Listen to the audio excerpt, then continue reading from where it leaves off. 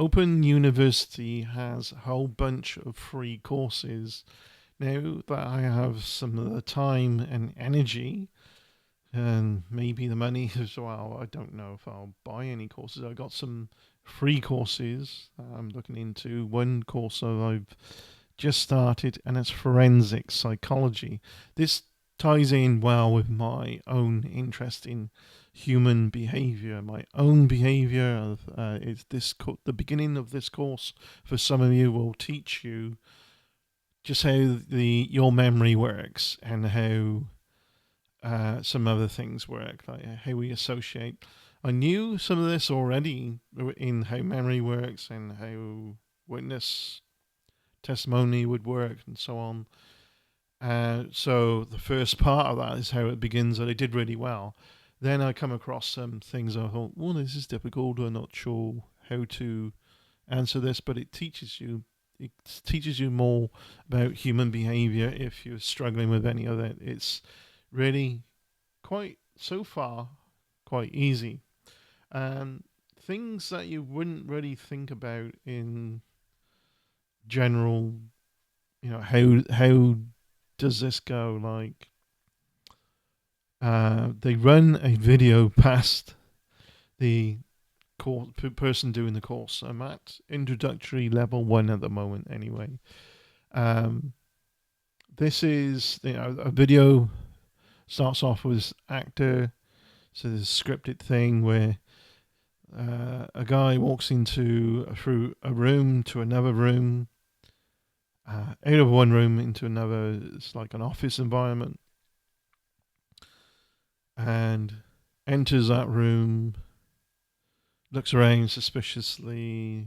They're up to no good, and they grab this laptop out off a desk and they walk out and go into the other room. So that's the basic scripted crime, that a laptop was stolen. So the questions then, he's watching the same video that the author of this course, Graham Pike, says, well, how well did you do? He's telling you observe very closely. Did the person have to unlock the door to go in? How many other computers were in the room? And what did they look like? What were they wearing? And a whole bunch of these things. And also teaches you about, how memory works. We look for matches. The human brain is a pattern recognition system and tries to look for close matches of different patterns as well, how memory is working. And every time we kind of access that pattern of memory, we kind of change it a little bit as well. And I knew these things, and there was questions related to that, and did really well on that bit. And it's like, you're asking me these things, I'm not too sure.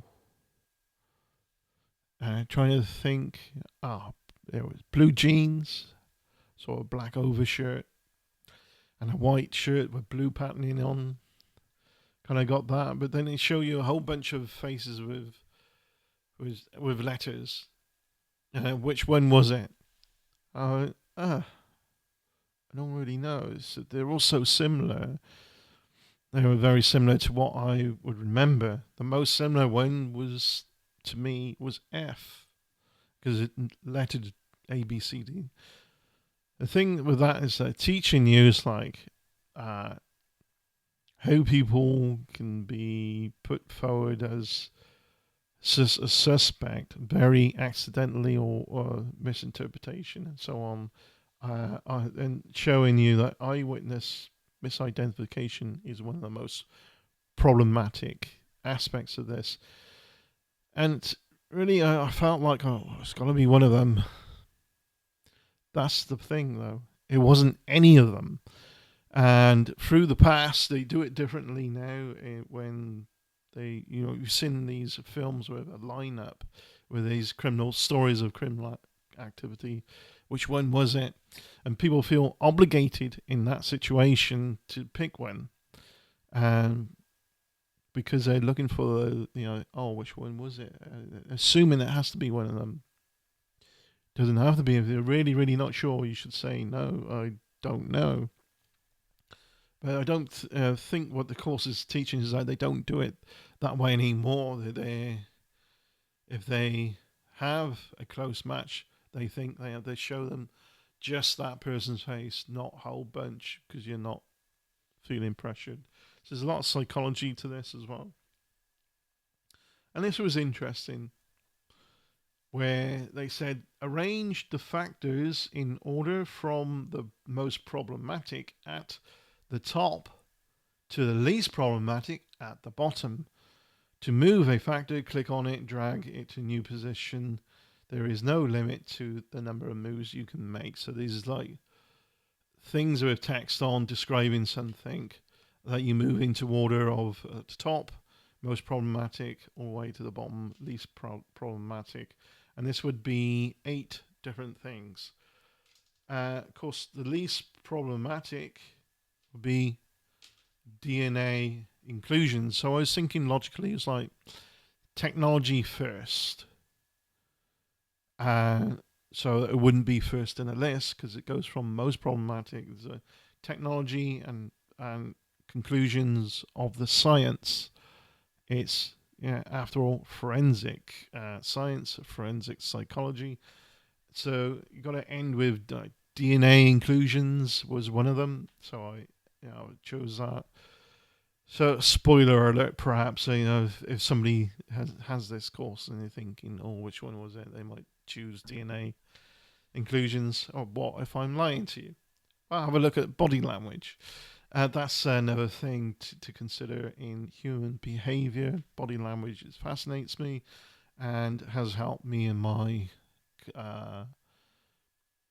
always known body language as a thing and read it a little bit here and there. But there's certain cues that have helped me in my social discourse a little bit, just a few tweaks here and there, a little bit more.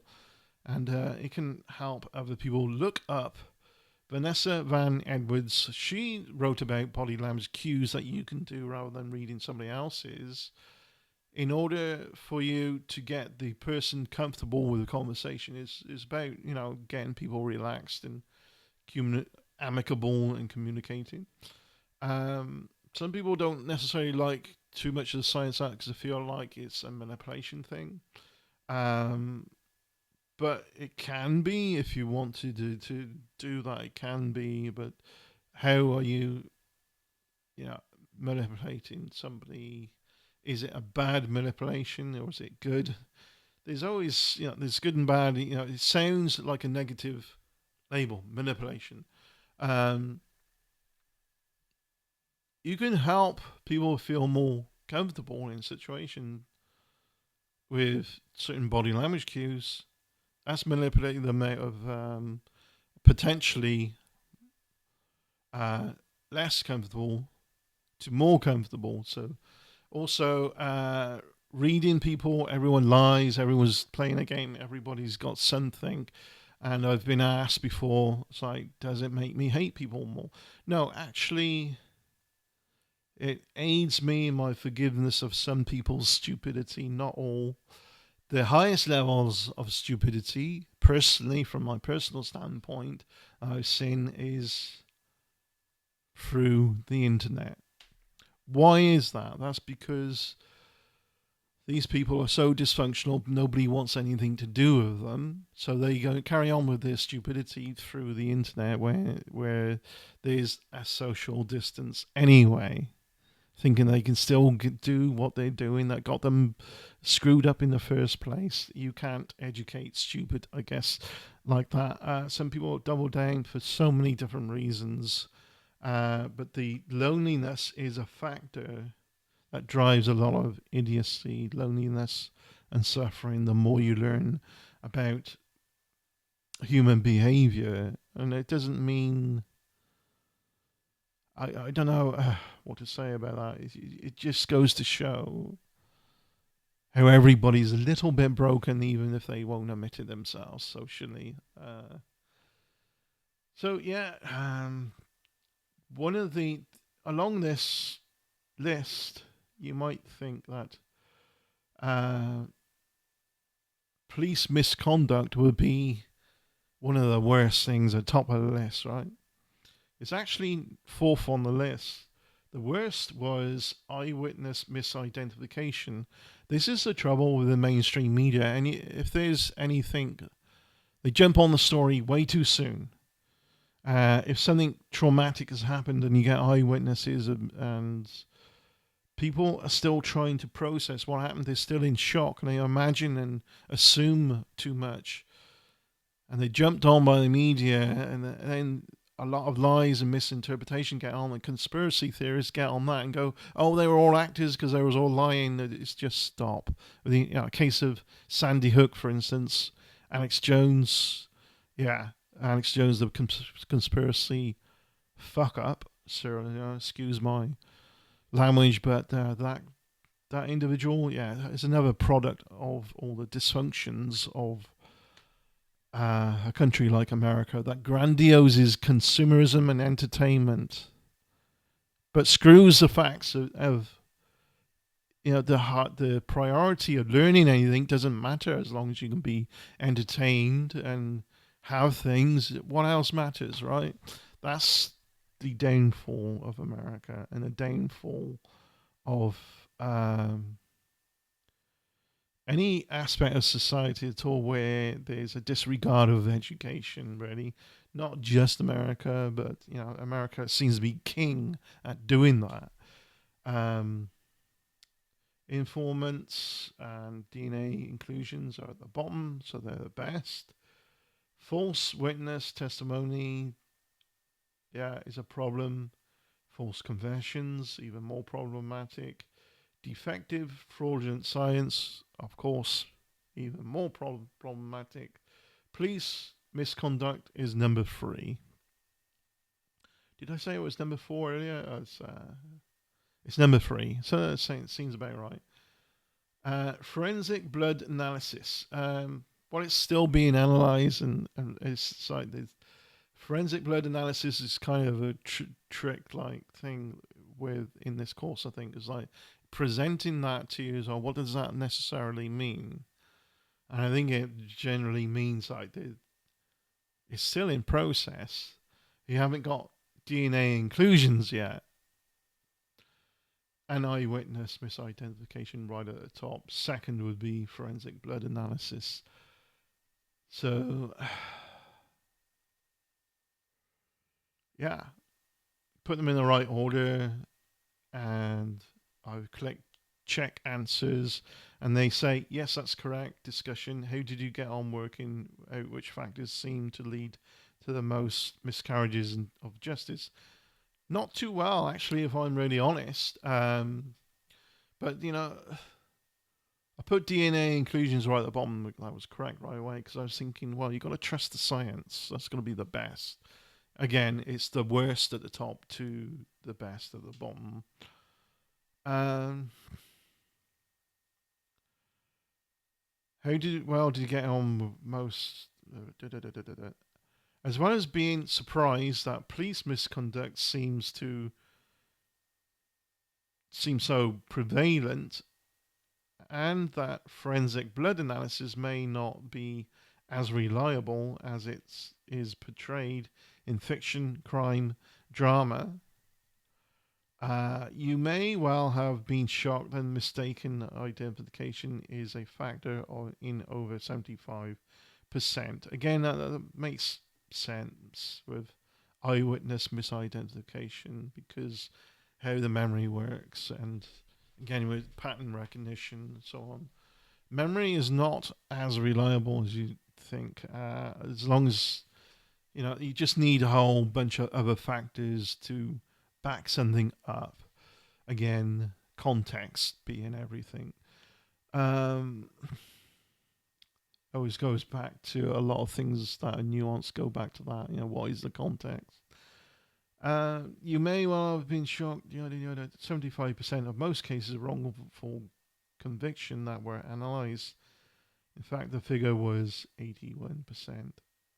Wow.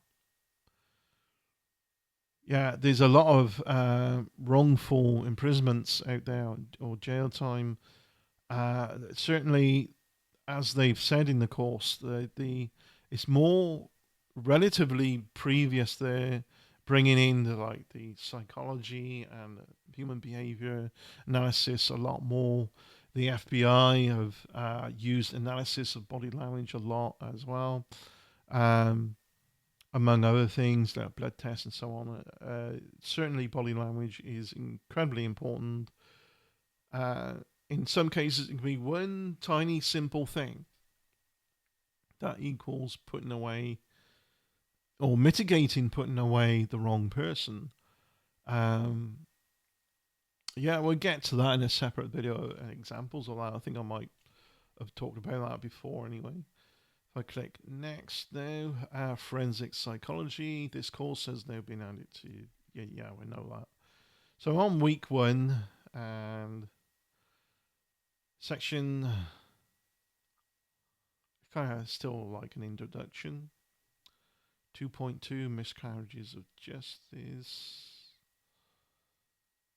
The data used in the previous activity was based on analysis of 74 cases where the original person convicted of a crime was later exonerated.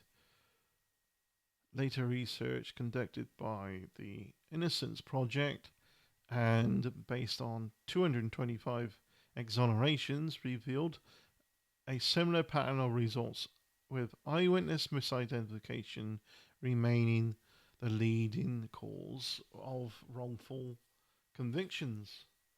Featuring in over 75% of cases, this analysis also showed that forensic science featured in 23% of the wrongful convictions. It is common for crime dramas to portray forensic science as being completely accurate and reliable, but often the techniques they show owe more to science fiction than they do science fact. But I've always thought that. I see these films as like, there's always something I'm thinking it doesn't feel quite complete. There's a loose end there somewhere. It's never going to be that easy, surely. Not that I watch much films anymore, or crime stuff. It's just haven't for years. More interested in the real stuff, And I'm enjoying this course so far. Uh, in reality, the accuracy and reliability of forensic science varies, of course, greatly according to the particular technique in question. Yeah, again, context being everything. It's again, how is it done and who was involved, what expertise, and so on.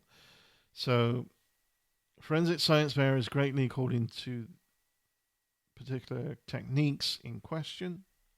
Uh, in addition, a great deal of forensic science is reliant on the interpretation and judgments made by a human expert, which can lead to mistakes being made. Of course, a study conducted on fingerprints analysis found that most fingerprint experts would change their decision about whether a latent print was a positive match based on whether other information about the crime suggested the person was guilty or not. And they got in brackets, maybe it's an example. I don't know how you pronounce the name. DeRaw and Charlton, 2006 case. This suggests even forensic evidence, such as fingerprint analysis, can be prone to human error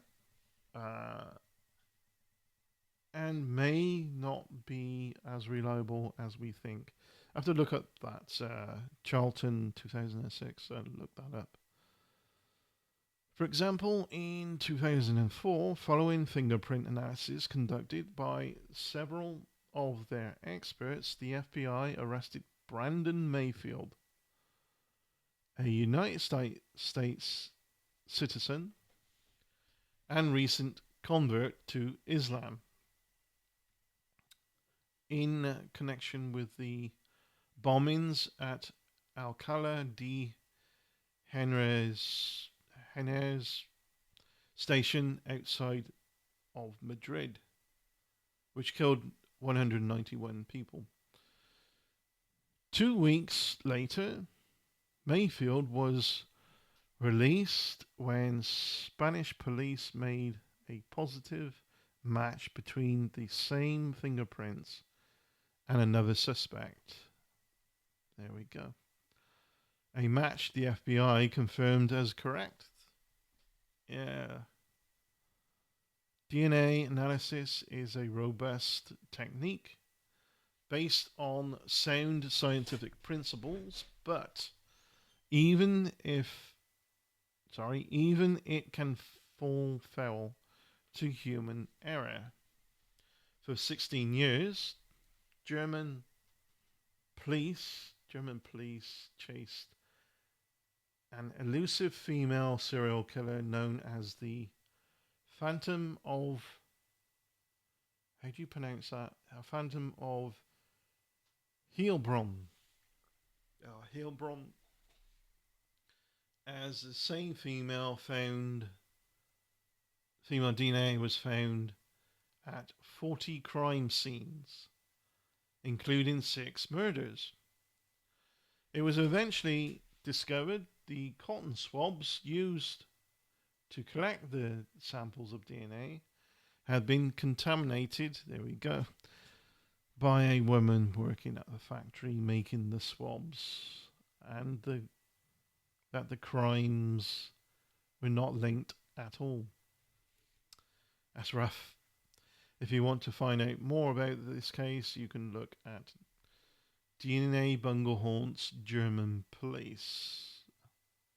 That's a link as well. I'll open that link separately. And I might do a video on things like that. They got links, different things through here and there. I'm quite tired, by the way. You might notice I'm swaying a bit suddenly as well. It's been a rough few days. It's like a lot of work at work, but I'm fascinated by stuff like this as well. So this to me isn't work. This is like, I can dig myself into something that's interesting. The size of the problem, the Innocence Project. Okay, I'll read up on that later. So yeah, there's different things that are check marked. I've gone through. It's really encouraging when I first started. Now I'm thinking, I didn't get so far and you think, ooh, that's something to think about. It's like my first few pages, whatever, it's like, correct, well done. This is correct. That's correct. But it's primarily things that I've known, I've gathered information over the years. Out of curiosity of my own quirks and other people's quirks and how memory works, and use things like memory techniques and so on, you can very easily convince somebody that they remember something that didn't happen,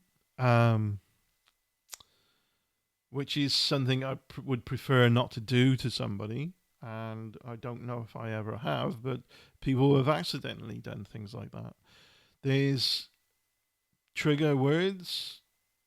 You look at the psychology of things, it's like you can get, some people end up thinking that they thought of something when you presented an idea to them because of words, simple words, simple things like you're saying something and you go, well, imagine that. And people do. They imagine themselves doing whatever, and then think they thought of it.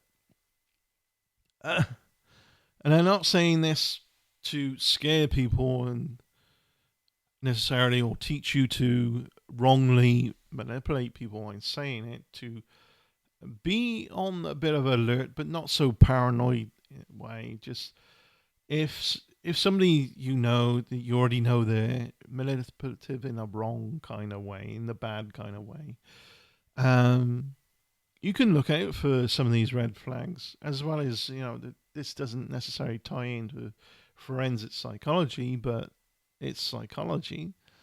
Yeah, So I'm doing this course, forensic psychology course, just out of interest of the bigger picture of human behavior, really. Thank you very much for watching. I'll look forward to doing the next video. I'm gonna have a lie down. I think I'm a bit tired. Yeah, kind of exhausted now. Just wanted to get it all out in one go and just talk about that. Thanks for watching. You take care, and I'll look forward to doing the next video. Have a good one. Cheers. Bye.